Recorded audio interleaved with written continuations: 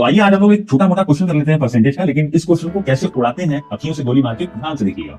ध्यान से देखिए, नहीं तो आप गोली नहीं चला पाएंगे, है ना। देखिए ये जो परसेंटेज वाला क्वेश्चन है, इसके अंदर अगर आप ध्यान दें तो दो पार्ट है, एक तो ये वाला और एक पार्ट है आपका एंड के बाद से यहाँ से चलो तो यहाँ पे तक सॉल्व करते हैं। ध्यान दीजिए, ये जो यहाँ पे 2 जीरो है, ये 2 जीरो इस वाले 2 जीरो कट जाएगा क्योंकि यहाँ देखिए इक्वल टू का सिंबल लगा हुआ है, इसी वजह से हम कैंसिल आउट कर सकते हैं।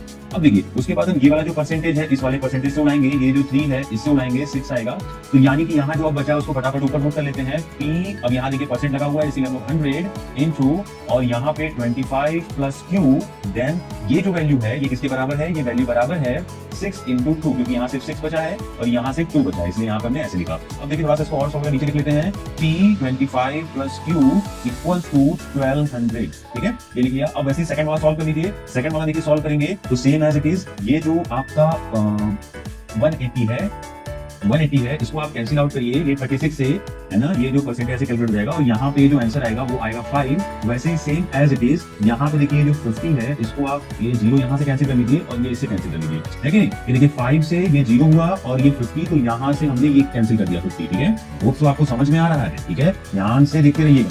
थोड़ा सा शॉर्ट वीडियो है क्योंकि थोड़ा सा शॉर्ट वीडियो है इसलिए आपको शायद जल्दी रिपीट करके देखना पड़ेगा, तो शर्माइएगा नहीं, एक बार और देख लीजिएगा रिपीट करके। ठीक है, अब देखिए फटाक से इसको नोट कर लीजिए, इसका जो आंसर होगा ये देखिए यहाँ तो बचा ही नहीं कुछ, तब तो लगभग घट ही गए हैं। तो आइए फटाफट लिख लेते हैं जो बचे कुछ हैं, है कि नहीं। बचे कुछ नोट कर लेते हैं। तो बचा है यहाँ Q%, ठीक है, यहाँ पे Q% बचा है ना ऊपर वाला, है ना। तो 2/100 इंटू 4 इक्वल्स टू 1, क्योंकि लेफ्ट साइड में कुछ बचा ही नहीं है, सब कुछ तो कैंसिल आउट हो चुका है ना, तो कुछ बचा नहीं है।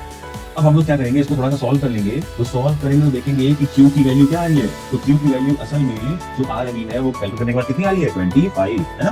अब देखिए इसी 25 वैल्यू को आप इस वाली इक्वेशन में डाल दीजिए, तो वैल्यू जो आपकी आएगी P की वो आएगी 24, और क्वेश्चन में पूछा गया है कि P माइनस Q, तो इसका मतलब 24 माइनस 25, तो आंसर क्या आएगा, -1। ये आपका आउटपुट है। ठीक है, होप्स आपको समझ में आएगा, समझ में आएगा अच्छी बात है। नहीं समझ में आया है तो रिपीट करिए, सीखते रहिए, आगे बढ़ते रहिए। धन्यवाद।